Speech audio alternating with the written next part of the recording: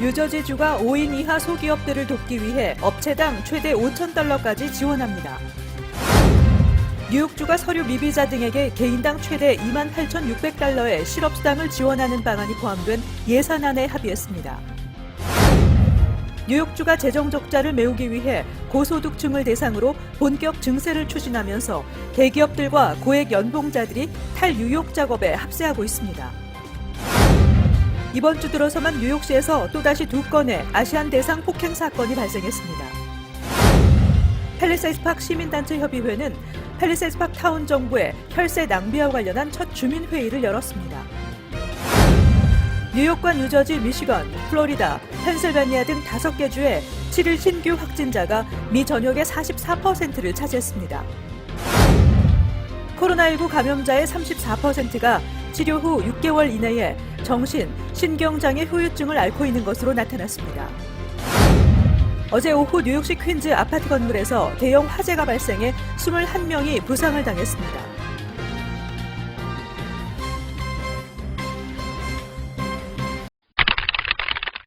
듣기만 하여도 통찰력이 키워지는 통키 뉴스는 뉴욕 동부 뉴스의 헤드라인으로 시작되었습니다. 어제 처음부터 시작을 했는데요.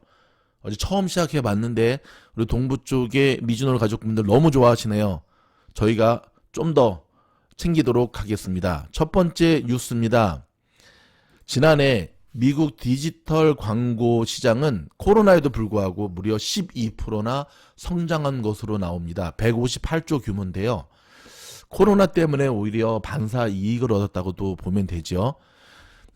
코로나 모든 이들에게 힘든 건 아닌 것 같습니다. 지금 슈퍼리치들도 코로나 기간 동안에 재산을 불린 이들이 엄청납니다. 정말 되는 놈들은 되는 세상인 것 같습니다. 여러분 UPS 아시죠? UPS, FedEx, DHL처럼 미국의 UPS가 화물 배달에 수직 이착륙 전기 항공기를 투입한다고 밝혔습니다. 사진 보이실까요? 와, 참 멋지네요. 베타 버전이긴 한데요. 미국의 글로벌 물류업체인 UPS가 전기로 운용되는 수직 이착륙 항공기를 도입, 물류 서비스에 투입하기로 했다고 미국 경제 매체인 CNBC 방송이 어저께 보도를 했네요. 이에 따르면 UPS는 미국의 베타 테크놀로지로부터 전동 수직 이착륙기, 그러니까는 헬리콥터처럼 이렇게 그렇게 착륙했다가 올랐다 하는 겁니다. 활주로가 크게 필요 없는 10대를 구입하기로 했다고 합의를 했고요. 미국의 베타 테크놀로지가 설계 생산하는 EVTOL은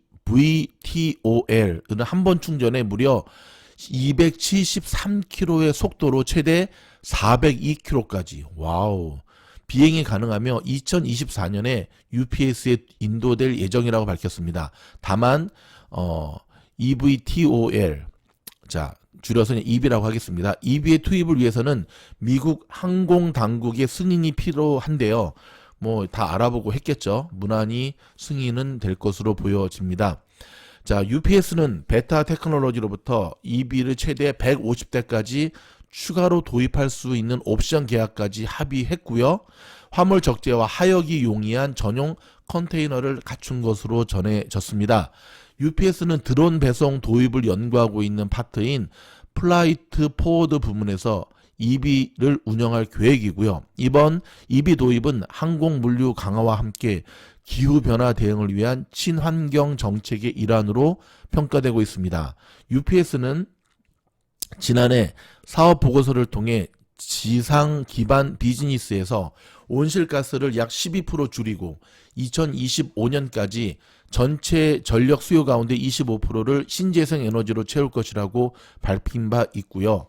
또 지난해 1월에는 영국의 상업용 전기차 업체인 어라이벌로부터 최대 10,000대의 전기차를 구매할 계획이라고 밝혔습니다.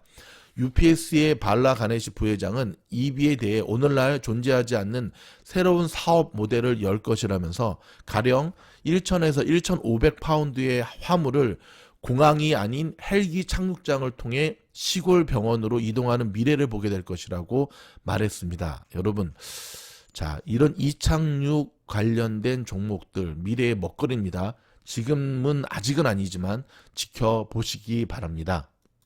자, 신종 코로나로부터 심각한 타격을 받은 세계 크루즈 여행 시장에서 싱가포르가 차지하고 있는 비중이 3분의 1 정도로 늘어났다고 싱가포르 관광청이 밝혔습니다.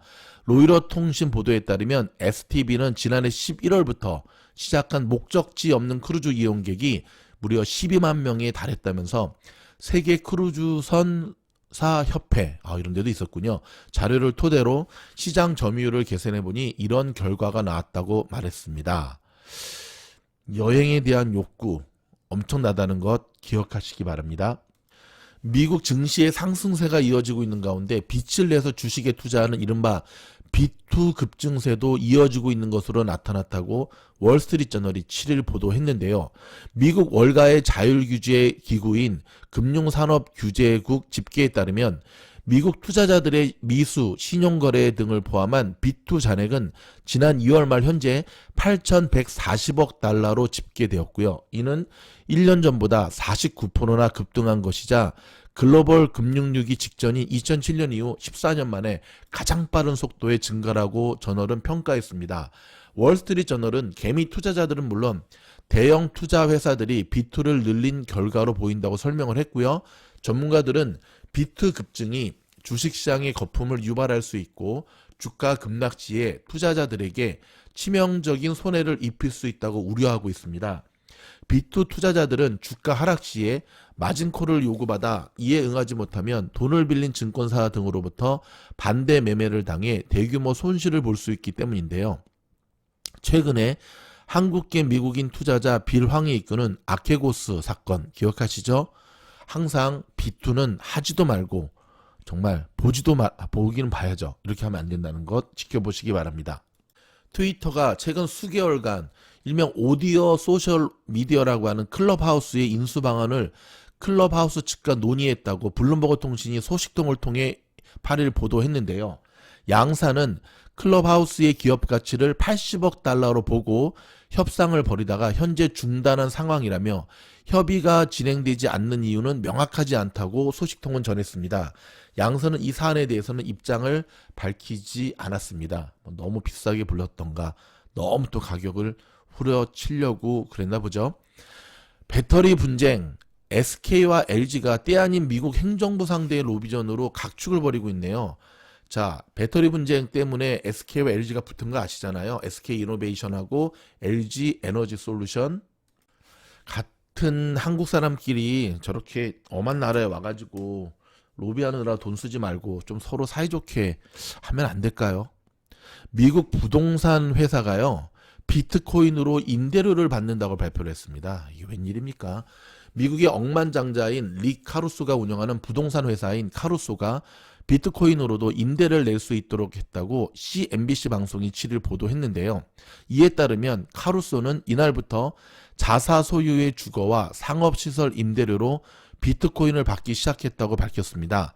카루소는 또한 가상화폐가 적절한 투자 상품이라고 본다면서 가상화폐 거래소인 제미니와 협력관계를 구축하고 회사 자금 일부를 비트코인에 투자했다고 말했습니다.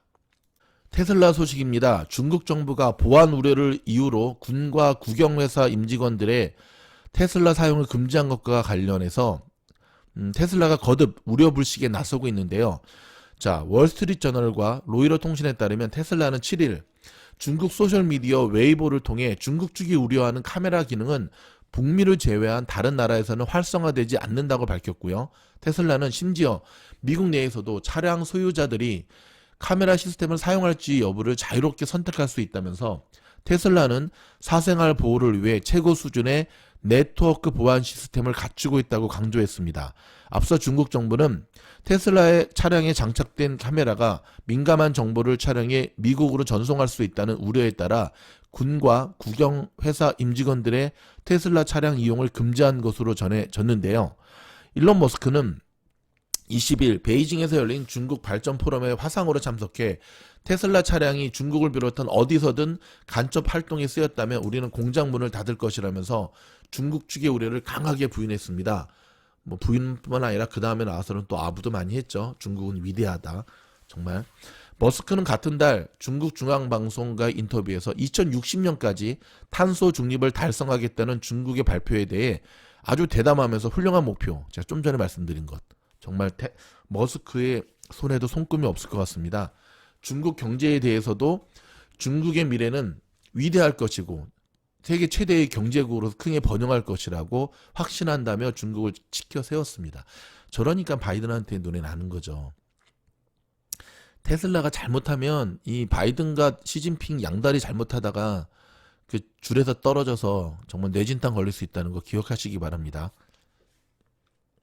한편 블룸버그 통신에 따르면 글로벌 투자 회사인 모건 스탠리는 고객들에게 보낸 메모에서 조 바이든 행정부의 인프라 투자로 테슬라가 큰 혜택을 볼 수 있다면서 장기적으로 투자자들은 테슬라 주식을 보유하지 않으면 손해를 보는 위험을 무를 것이라 밝혔습니다. 너무 그 틀에 막힌 말만 하지 말고 블룸버그. 단기적으로는 지금 테슬라 때문에 머리 아픈 투자자도 많습니다. 확실한 입장 정리를 하는 게 테슬라를 위해서도 참 좋을 것 같은데 저 같으면 당연히 미국 바이든 편에 쓰겠습니다. 브루클린에서 또 아시안의 묻지마 폭행이 발생했습니다. 자, 여러분 사진 보여드리겠습니다. 저희가 다른 거는 몰라도 이런 인간들의 낯짝은 반드시 공개하도록 하겠습니다. 자, 뉴욕, 동부, 브루클린 이쪽 참 위험한데요. 일단 브루클린에서 70대 아시안 남성을 향한 묻지마 폭행이 발생을 했는데요.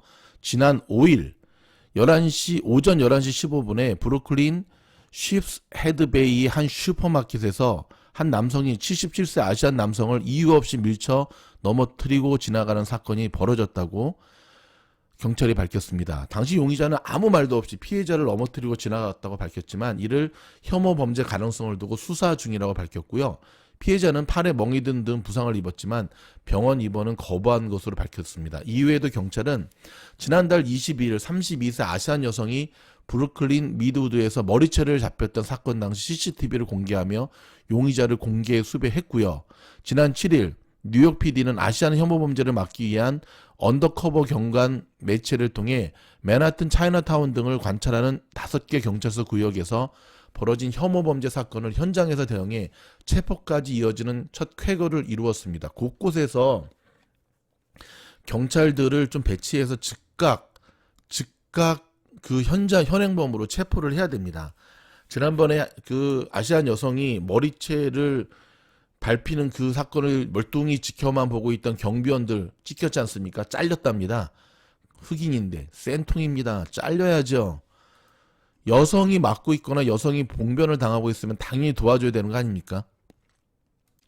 속보입니다. LA 한인타운 인근에 있는 한 대로 한복판에서 어떤 운전자가 하늘로 총을 쏴 한바탕 소동이 일어났습니다. 와, 참 가지가지합니다. 자, 그저께 있었던 일이네요. 오후 5시 LA 지역의 페어팩스 애비뉴와 올림픽 블루버드 부근 도로에서 한 여성 운전자가 허공을 향해 총을 쐈다고 보도를 했습니다. 이 부근은 아시겠지만 항상 트래픽이 심한 곳이잖아요. 그렇죠? 샘 빈센트 블루버드와 동남 방향으로 비스듬히 올림픽 블루버드가 지나기 때문에 한창 러시아어의 항상 교통 혼잡이 심해지는 대표적인 교통 정체 구간인데요. 오후 5시쯤에 러시아워 때 혼잡한 상황이 극에 달하자 한 여성 운전자가 이성을 잃고 흥분해 총격을 가한 것으로 보입니다. 자, 당시 상황을 찍은 스마트폰 영상을 보면 스탑 사인에 정차해 있던 한 흰색 차량에서 어떤 여성 운전자가 영상 속에 모습이 나오지 않는 누군가를 향해서 소리를 지르고요. 이 여성 운전자는 소리를 지르다가 바로 총을 장전하면서 지금 누구 죽고 싶은 사람 있냐? 누구? 라고 소리를 질렀습니다. 오 마이 갓. Anybody want to die now? Anybody? 미친년입니다. 그러더니 여성 운전자는 총을 꺼내 보여주고는 자신의 차량 안 썬루프를 통해 허공으로 총을 쏜 것으로 나타났습니다. 이 여성 운전자의 난동으로 이 부근은 갑작스러운 총소리와 함께 큰 혼란과 공포에 휩싸였는데요. 결국 LA 카운티 셰리프국 경찰관들이 나타나 이 여성 운전자를 체포했습니다. 총 맞아 뒤지지 않은 게 다행이네요.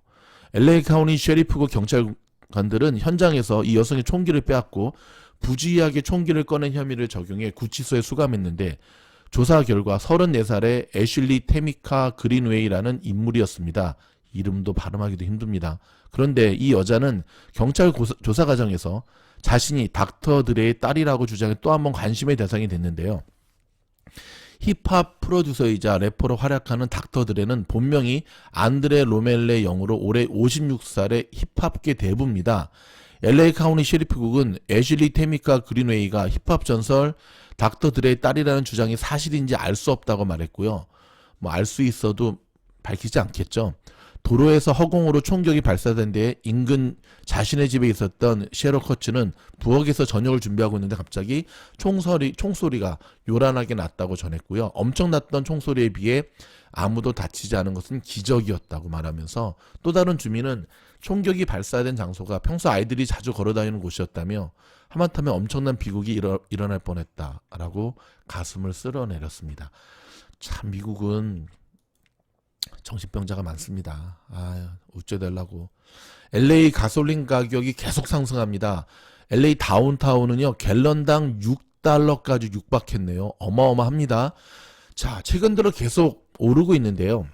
LA와 롱비치 지역의 가솔린 가격은 갤런당 $3 96센트로 거의 $4에 육박했고요.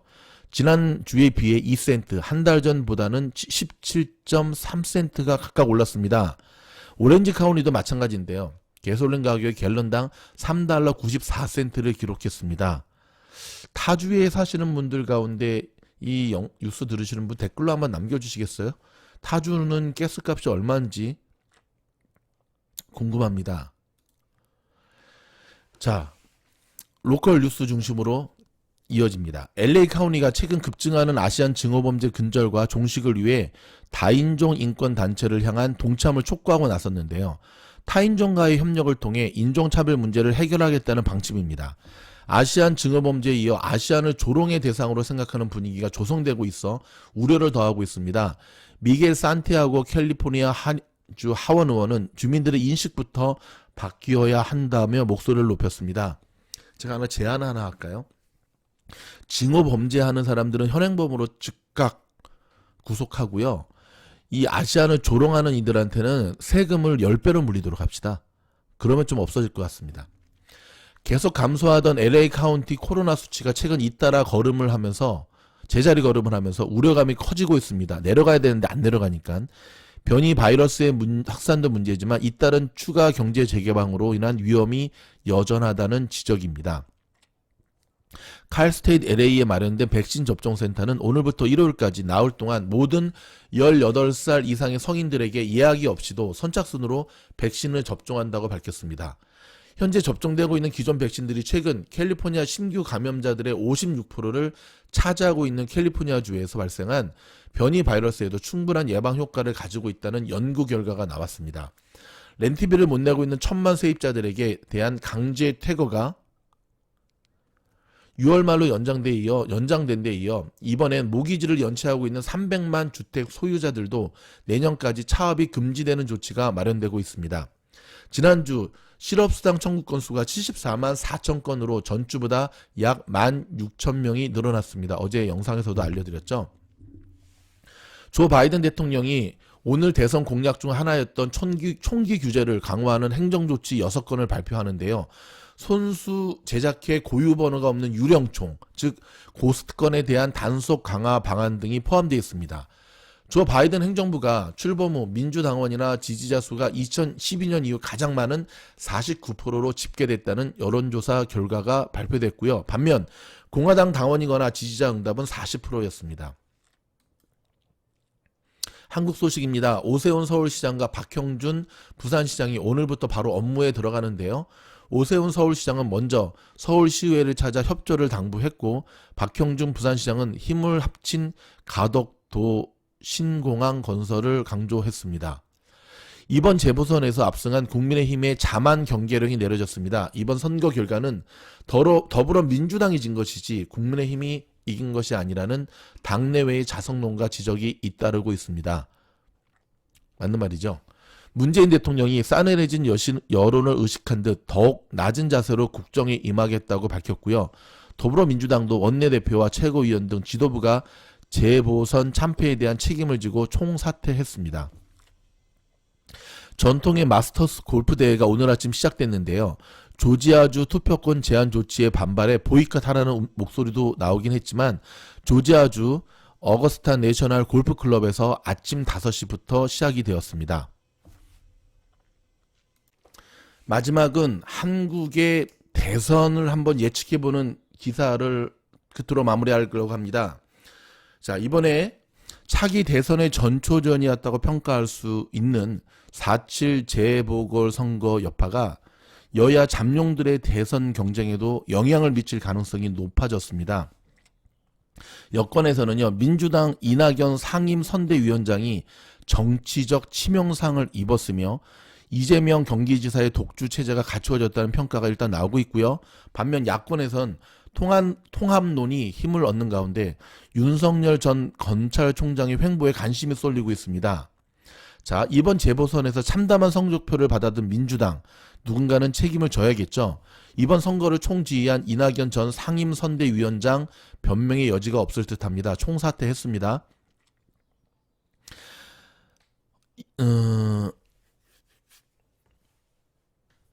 이 전 위원장이 정리하지 못한 민주당의 입장, 선거 과정에서도 그대로 드러났는데요. 이른바 피해 호소인 3인방을 선거 캠프에 중용하는가 하면 박원순 전 서울시장이 그렇게 몹쓸 사람이었냐를 하며 향기를 느낀다 하는 발언까지 나와 비판을 자초했습니다. 여기에 근본적인 문제죠. 존재 자체가 거짓말 후보란 비판도 들어야 했습니다.